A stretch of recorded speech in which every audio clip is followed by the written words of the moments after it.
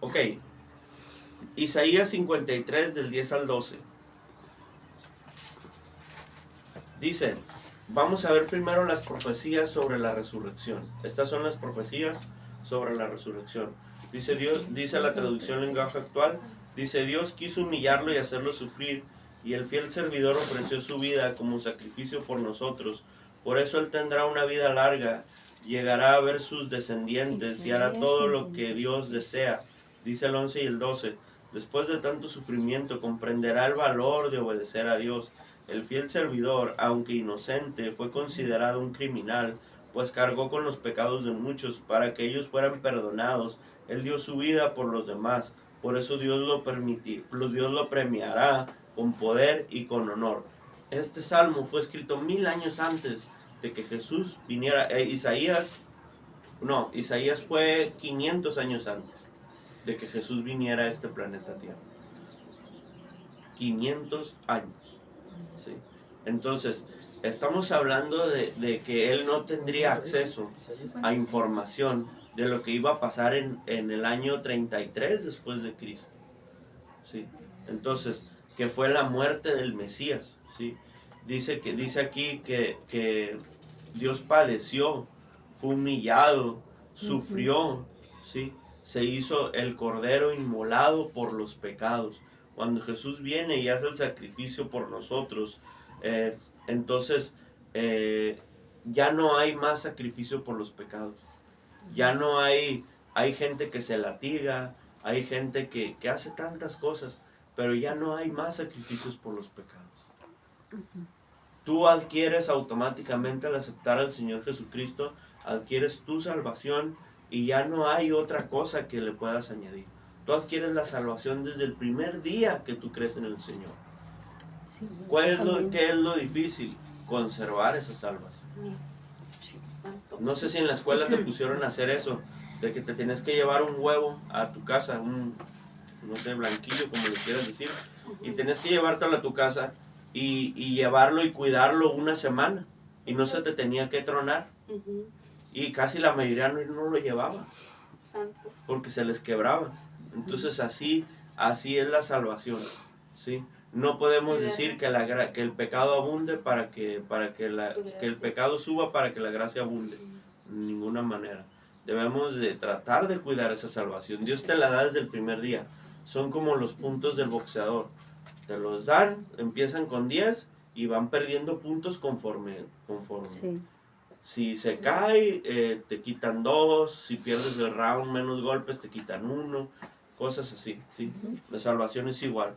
Entonces, pero te la dan desde el día 1. Y otra cosa, no hiciste nada para merecértelo. Todo lo hizo Jesús. No hay nada que yo, San Teófilo, San no sé qué, pueda hacer de bien para ganarme esa salvación, ¿sí? Entonces vemos cómo Jesús murió por nosotros en la cruz. Jesús dio su vida. Jesús dice, vámonos al Salmo 16 del 8 al 11. Dice, a Jehová he puesto siempre delante de mí, porque está a mi diestra, no seré conmovido.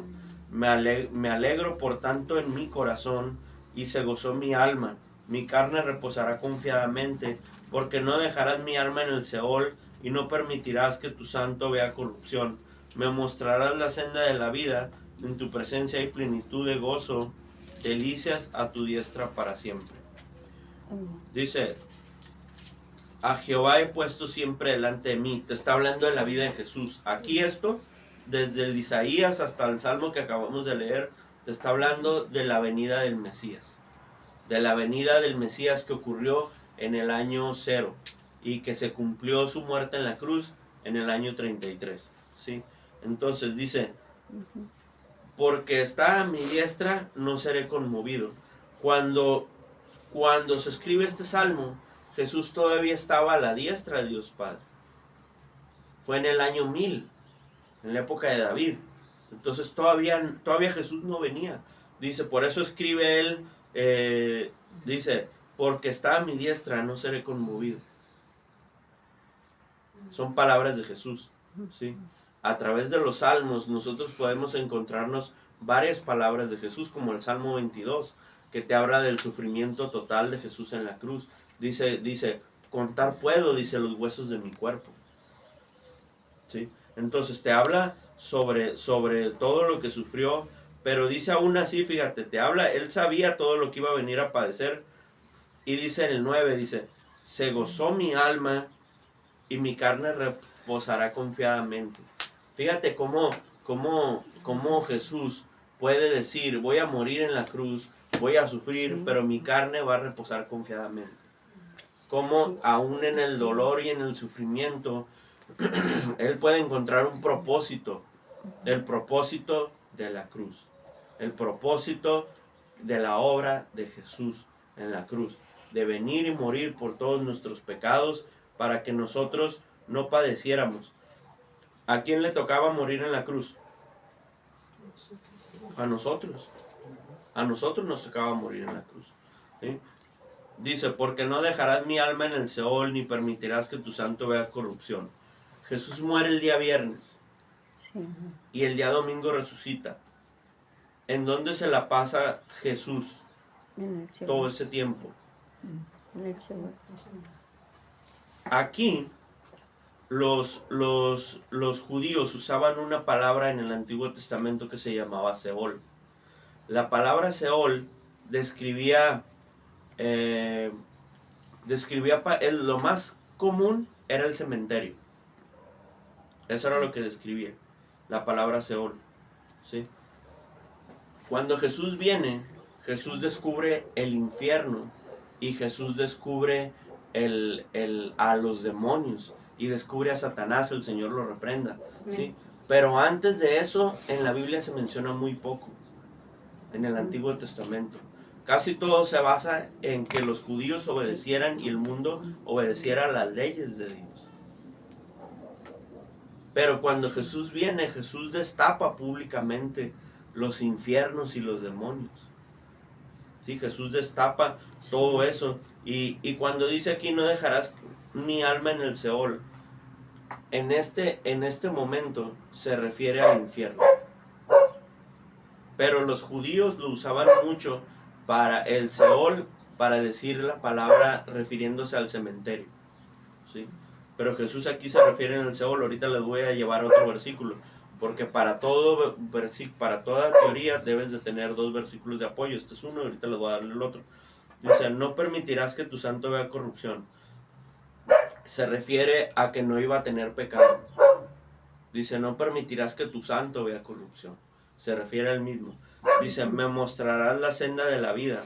En tu presencia hay plenitud de gozo, delicias a tu diestra para siempre. Él sabe que después de sufrir, dice, en tu presencia hay plenitud de gozo, o sea que tenía que subir al Padre otra vez, ¿sí? Y luego dice, me mostrarás la senda de la vida. Y delicias a tu diestra para siempre. Se iba a sentar a la diestra de Dios Padre y sabía que iba a resucitar. Dice, me mostrarás la senda de la vida. Entonces, él sabía todo lo que iba a padecer, pero también sabía lo que venía después. Sabía que venía gozo, sabía que venía plenitud, sabía que venía llenura, ¿sí? Por eso cuando el enemigo le dice en Mateo 4, que le dice, no, pues es que arrodíllate y adórame. ¿Por qué? No, que mira que te voy a dar los reinos. Hasta se ríe. Él sabía lo que venía después. Sí. Sabía lo que le esperaba. Vámonos a Primera de Pedro 3, del 18 al 19. Primera de Pedro, si le pueden ayudar a los que no lo encuentren, por favor. Primera de Pedro 3, del 18 al 19. Vamos a ver la predicación de Jesús en el infierno. ¿Dónde estuvo el día sábado? ¿Okay? Dice, porque también Cristo padeció una sola vez por los pecados, el justo por los injustos, dice, para llevarnos a Dios, siendo a la verdad muerto en la carne, pero vivificado en el Espíritu. Y dice el 19, en el cual también fue y predicó a los espíritus encarcelados. Fue y predicó a los espíritus encarcelados. Aquí se refiere, nos vamos a ir directamente hasta el 19, ¿sí? Cuando dice fue y predicó a los espíritus encarcelados. Eso fue lo que hizo el día sábado. El día sábado viene en Lucas 15. En Lucas 15, pues quédese ahí en Primera de Pedro. Sí. Pero en Lucas 15 viene una historia que Jesús mismo la cuenta, ¿sí? Sobre el seno de Abraham. El seno de Abraham era una área que estaba en el infierno donde iba toda la gente antes de morir, cuando morían los santos, antes de que Jesús viniera. La gente no podía subir al cielo directamente como hay en la actualidad, como es en la actualidad. ¿Por qué? Porque todavía no venía Jesús a morir por los pecados de la gente. Entonces los que morían antes de Jesús se iban a esa área conocida en Lucas 15 como el seno de Abraham. ¿Sí? El seno de Abraham. Entonces, en el seno de Abraham era un lugar apacible donde no había sufrimiento, pero sí, estaba a un lado del infierno. Porque dice en la parábola del rico y Lázaro, dice que había como un abismo. Dice, había un cañón, un abismo. Dice, en medio del infierno y del seno de Abraham. Los del seno de Abraham podían ver a la gente sufrir allá en el infierno, pero podían ver el sufrimiento, pero no había sufrimiento ahí en el seno de Abraham. Estaban en paz. Entonces cuando Jesús baja al seno de Abraham. Jesús baja al seno de Abraham. ¿Para qué? Para recoger a toda la tribu, para recoger a todo el pueblo que estaba ahí esperando la resurrección del Mesías. No obstante de bajar al seno de Abraham, también baja al infierno. Porque aquí dice que fue y le predicó no a los santos que estaban en el seno de Abraham. ¿A quién les predicó? A los espíritus encarcelados. ¿Quiénes son los espíritus encarcelados? Primeramente son dos clases de personas. Primeramente son todos los que mueren antes de Jesús, pero que mueren siendo injustos, que mueren haciendo lo malo delante de Dios, ¿sí? Entonces baja primeramente al infierno, pero también se refiere a los abismos, que son donde están encarcelados los demonios. No es lo mismo infierno que los abismos. Los abismos, la Biblia menciona, son donde están los espíritus encarcelados. Sí. ¿Sí?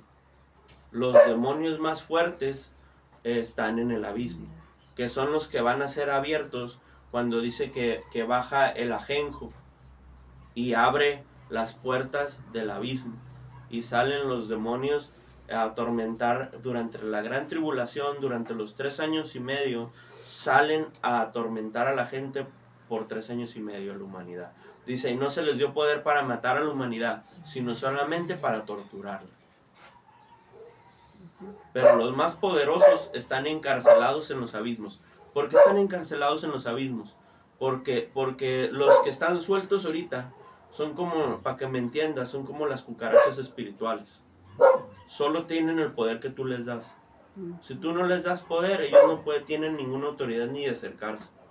En el momento que nosotros nos enojamos con la esposa, nos enojamos con la hija, nos enojamos con la suegra, no sé, con la gente, entonces nosotros les damos autoridad para que ellos entren. Pero si no, no pueden entrar. Pero esos otros que están encarcelados, esos tienen más poder que esos que andan sueltos. Los de ahorita, ellos pueden bajar y subir como si nada, ¿sí? Pero los encarcelados no, esos están encarcelados. Ahí es donde Jesús baja. ¿A qué baja? ¿A convertir gente? Porque dice que cuando está predicando, dice que les da de comer a 5,000 personas. 5,000 hombres. Aparte, cuéntale los hijos y la esposa. O sea, le da de comer a un montón de gente. A 5,000 cabezas de hogar les da de comer. 5,000 familias. Imagínate cuántos lo seguían. Entonces, cuando Jesús le da de comer a toda esta gente, es para salvación. Es para sacar elegidos. Acuérdense que había 3 grupos que seguían a Jesús. Los 12 discípulos los 70 discípulos, que son como mujeres, líderes, no sé, y los 5,000 que le seguían. ¿Sí? Entonces eran 3 clases de pueblo lo que seguían a Jesús. Entonces, cuando él baja a predicar a los espíritus encarcelados, dice aquí en Primera de Pedro 3, 18 al 19, baja a los abismos. Él baja a los abismos. Primeramente tiene que ir al seno de Abraham a recoger a su pueblo, a recoger al pueblo que estaba ahí esperándolo. Dice que estaba también Abraham. El padre Abraham era el que platicó con el rico. O sea que si estaba Abraham, estaban los otros. Porque Abraham es conocido ¿por qué se le dice padre? No porque sea padre. Padre solo tenemos uno que es. Se le dice padre porque es el padre de la fe. La promesa para Abraham fue que iba a tener mucha descendencia. Por eso se le llama padre Abraham. Sí, pero no porque sea nuestro padre, ¿no? Pero en cierto modo, pues sí. Aquí terrenalmente hablando, sí. Es como Adán. Pues fue el primer padre. Porque de ahí de Adán salió toda la humanidad. De Adán salieron todos. Muchos tienen la teoría de que, es que habíamos más personas y no sé qué. ¿En qué parte de la Biblia dice? Después cuando muere Abraham, en Génesis 5, dice que Abraham no nada más tuvo 3. Dice, tuvo hijos e hijas. Después de Set, Caín y Abel. Y de ahí salió toda la humanidad. ¿Sí? Entonces, fue y predicó a los espíritus encarcelados. ¿Sí? Entonces todos estaban ahí en el seno de Abraham, pero también tiene que bajar a los abismos. A lo que voy, ¿cuál es el chiste, el propósito de la predicación de Jesús a los espíritus encarcelados? Demostrar el poder y la autoridad. Demostrar que era cierto que iba a salvar a la humanidad. El poder que tiene, dice Jesús, a mí nadie me quita la vida. Yo la pongo, dice, y tengo poder para ponerla y tengo poder para volverla a tomar. Amén, gracias Dios. Dice, a mí nadie me quita la vida. Yo la pongo y yo la quito. Dice. Entonces el propósito de que Jesús fuera a predicar a los abismos, primeramente, pues es para demostrarle a la gente que, ¿sabes qué? Te hubieras esperado. ¿Sabes qué? ¿Para qué te la pasaste haciendo eso? Hubieras esperado mejor. Y mira, sí vine. El demostrar, no burlarse, sino demostrar la victoria. Demostrar la autoridad. Dice en otra parte, dice, ¿dónde está muerto tu aguijón? ¿Dónde está muerto tu aguijón? Entonces, Jesús venció a la muerte. ¿Y cuál es el significado de que Jesús venció a la muerte? Que cuando Él te dice que vas a resucitar en el cuerpo, en la resurrección de los muertos, y Él ya resucitó, se puede hacer.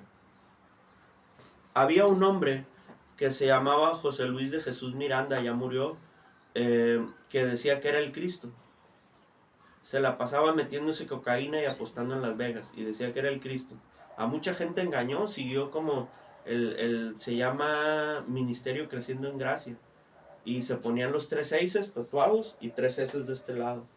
Y muchos lo siguieron creyendo que él era verdaderamente el Mesías. Era de allá de Sudamérica, por allá de Centroamérica. Muchos lo siguieron. Todavía la esposa anda por ahí en el internet diciendo que es el Cristo. Ella anda engañando gente. Pero bueno, no me voy a enfocar en eso. Me voy a enfocar en que él murió. José Luis de Jesús Miranda murió. Entonces todo lo que él dijo, cuando él muere y no puede resucitar como Jesús, pues sus palabras quedan huecas. Sus palabras están vacías. Porque no hay un respaldo. Todos los que se dicen profetas, todos los que se han querido decir dioses y todos los que se han querido decir elegidos, todos mueren, todos hay tumbas.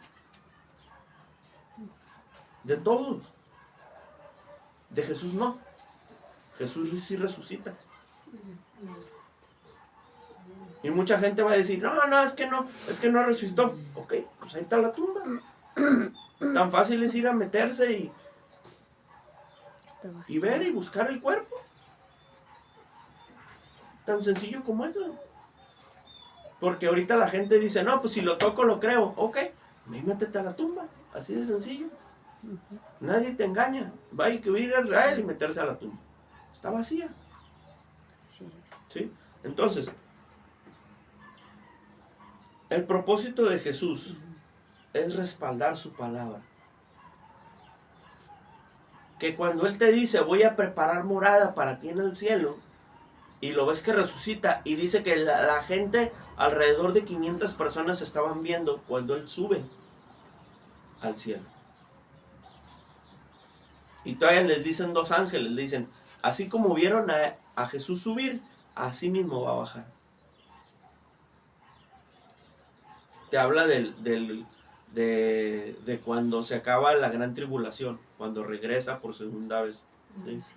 La primera vez tiene que venir el rapto por su iglesia. La segunda vez ya viene a acabar con el anticristo. ¿Okay?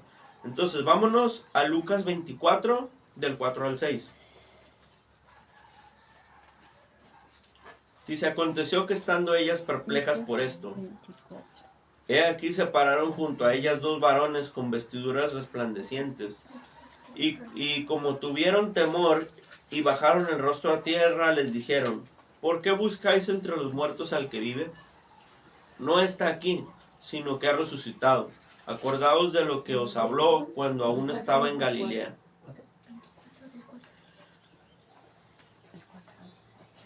¿Cuál es el significado de la resurrección de Jesús? Es la prueba. El que ahorita podamos tener una tumba vacía allá en Israel, es la prueba que Él es el Mesías. A pesar de lo que diga la gente, a pesar de lo que cuente la ciencia, no puedes explicar con ciencia una tumba vacía. La ciencia no lo puede explicar, así de sencillo. Hay cosas que terrenalmente hablando la ciencia puede explicar. Pero hay cosas donde la ciencia, los doctores estudian mucho, hay que ir al doctor, hay que revisarnos nuestros cuerpos, ¿sí? Los doctores estudian mucho para eso, son 10 años de estudio, ya contando todo lo que tienen que estudiar, ¿no? Entonces los doctores estudian muchísimo, vaya al doctor, pero llega un punto donde los doctores ya dicen, ya no podemos hacer nada. ¿Tiene fe? ¿Sabe orar? ¿Por qué? Porque su límite de ellos ya llegó hasta ahí. El psicólogo te ayuda con tus emociones, te ayuda con tus problemas personales, pero el psicólogo también tiene un límite. Llega a un punto que las cosas ya son espirituales. Y cuando las cosas ya se convierten en tipo exorcismos, tipo ataques demoníacos, el psicólogo ahí ya no puede hacer nada. Ahí ya tiene que entrar la iglesia. Ahí ya tiene que entrar Dios. Ahí ya entra el Mesías, entra el Espíritu Santo. Porque la ciencia tiene una limitación. Sí hay conocimiento, sí hay, vaya al doctor, vaya, si gusta, vaya al psicólogo, si tiene problemas, no pasa nada. Pero acuérdese nomás que hay un límite. Hay un límite. ¿Sí? Hay un límite. Entonces, Jesús respalda lo que Él dice. Jesús tiene el poder para respaldar con hechos. Cuando nosotros le decimos al hijo, al sobrino, al nieto, no sé, al familiar, que no diga groserías, pero yo las digo. ¿Tenemos autoridad? La realidad es que no tenemos la autoridad para decirlas, porque yo las digo. ¿Sí? Pero cuando yo no las digo y le digo a mi hijo, a mi hija, a mi sobrino, no sé, a mi nieto, que no las diga, me va a obedecer por inercia. Porque va a decir, sí es cierto, es que el jefe no dice groserías. No va ni a replicar, ¿sí? Entonces lo mismo pasa con Jesús. Jesús resucita. Y al resucitar, se cumple toda la escritura. Se cumple toda la profecía bíblica. Isaías 53, Isaías, no me acuerdo si es el 59 o el 57, pero Isaías está lleno de profecías bíblicas. Sí. Y a Isaías se le conoce como el evangelio del Antiguo Testamento. El evangelio de Isaías. Así se le conoce al libro de Isaías. Porque está atascado de profecía. Hay capítulos enteros, no 1, hasta 3, que te hablan sobre el Mesías. De su sufrimiento, de su resurrección, sin parecer, para que no lo deseemos. Todo eso viene en Isaías. Hay salmos completos que hablan sobre Jesús. Completos. El Salmo 91 le encantaba a una abuela mía que ya murió. El Salmo 91 era su preferido de ella. Y ¿sabes qué? Tú lo lees y es la vida completa de Jesús. Te habla completo sobre Jesús. El Salmo 22 habla todo su sufrimiento. Y así hay varios salmos que fueron escritos en el año 1000. Y otros más viejos todavía, que son de la época de Core, en la época de Moisés, para que te des una idea. Los que dicen Salmo de Core, esos fueron de la época de Moisés, porque fue uno de los que se rebelaron contra Moisés, ¿sí? Por eso se sabe. Entonces, a lo que voy es que hablan sobre la vida de Jesús, sobre su resurrección, sobre su muerte. Entonces, ahorita que tú puedas ir y ver en Israel y que puedas ir a ver una tumba vacía, ¿de qué te habla? Cuando tú lees en la Biblia que va a resucitar uno en el cuerpo otra vez, en un cuerpo glorificado, un cuerpo que no va a tener hambre, no va a tener sed, no va a tener frío, no va a tener necesidad de nada, de que tiene necesidad a veces el cuerpo, nada de eso. No vamos a sufrir enfermedades, no va a padecer muerte el cuerpo ese. Entonces, ¿de qué te habla? ¿Qué piensa uno cuando lee esas palabras? Cuando ves que dice, voy a preparar morada, una casa para ustedes. Y a lo mejor en ese momento, quizás, mi casa se está goteando y tengo que subir a repararla. Pero ¿qué es lo que piensas en ese momento? Vaya, allá vas a tener una casa que no se va a gotear. Ahorita a las casas les hacemos y les hacemos y les hacemos. Puedes tener 30 años y no acabar de hacerle a la casa todavía. Le hace uno tantos detalles a las casas. Pero allá va a haber una casa que ya va a estar acabada.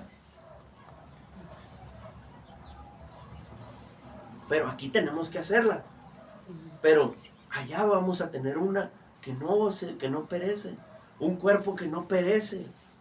Gloria a Dios. Entonces cuando tú lees todo eso y ves la tumba vacía, ¿de qué te habla? De esperanza. El que te digan, estos locos se reúnen a las 6 de la mañana, están locos, están zafados porque se reúnen a las 6 de la mañana en un día de resurrección. Ok, tú ves la tumba vacía y dices, como dice David, no, decía Coré, más vil me haré. Era Coré, ¿verdad? Más vil me haré por causa de Jehová. No, ese decía David. Que, ¿por qué te va tu alma mía? David sí decía, era David. Decía David, más vil me haré por causa de Jehová. Más vil me haré. Entonces, ¿ves tú todo lo que padeció Jesús? Creo que acaban de poner La Pasión de Cristo en Netflix. Tiene oportunidad, pues véanla, la acaban de poner en esta Semana Santa. Entonces, tú ves todo lo que sufrió Jesús. Lo que ves en La Pasión de Cristo no es ni el 10%. El Salmo 22, de cuando tenga tiempo, léalo en su casa. Dice, contar puedo los huesos de mi cuerpo. Imagínate para que tú puedas contar los huesos de tu cuerpo, ¿cómo estaba? ¿Cómo estaba Jesús? Cuando le dieron los latigazos, eran varias, tiene un nombre, no, es que ahorita no me acuerdo, eran varios látigos así, y tenían unas bolas, y las bolas tenían muchas flechitas, de la manera que cuando entraban, a la hora que no, la bronca no era en la enterrada de las bolitas, de las flechitas, de los picos. El problema era que cuando jalabas el lazo, se traía la piel y el músculo, porque eran flechas. Eran unas bolas que tenían muchas flechitas, y a la hora de jalar, desgarraban. Le dieron 40 de eso. Cuando el Salmo 22 dice, contar puedo los huesos de mi cuerpo, era literal.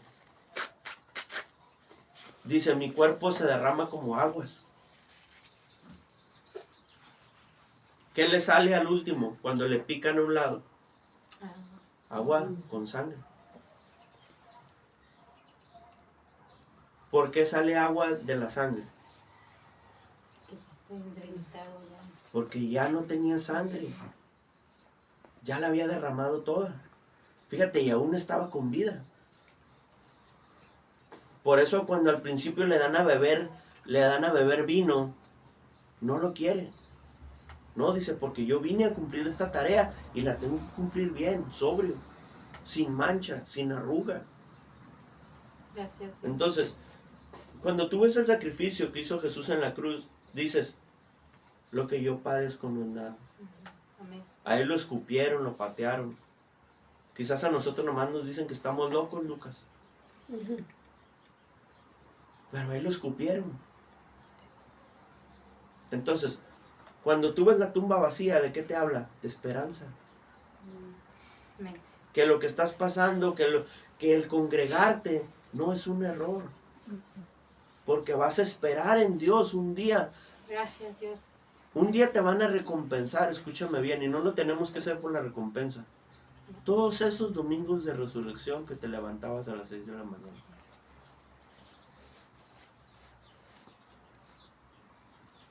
Gloria a Dios. Pero ¿qué sería lo más fácil? Quedarme acostado. No hacer el sacrificio.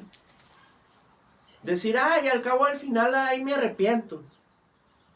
Pues sí, pero tiene que ser un arrepentimiento genuino. Sí. Si Dios ve que hay un arrepentimiento por conveniencia, ya no cuenta. Entonces, se lo explico para que vean lo riesgoso que es pensar de esa manera. Ay, al cabo ahí al final me arrepiento. Es riesgoso.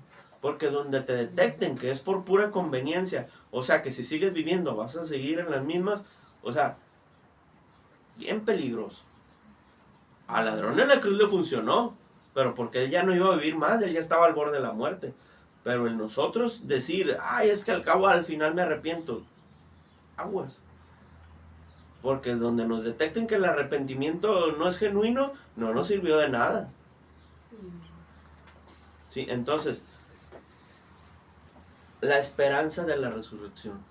El ver la tumba vacía te llena de... Ahorita ya en la actualidad no es hasta tan necesario ir a Israel. Tú lo puedes ver por medio de Google Maps si te metes a ver la tumba vacía. Lo puedes ver en videos donde la gente va y se mete. La tumba está vacía. La tumba está vacía. Entonces eso te da esperanzas y te llena de gozo. Amén. Y con esto cerramos. Así es, amén. Gloria a Dios. Invitándolos a que si no ha hecho usted una oración, acercarse a Dios, se acerque. Amén. Los bendiga, los cuide y los guarde.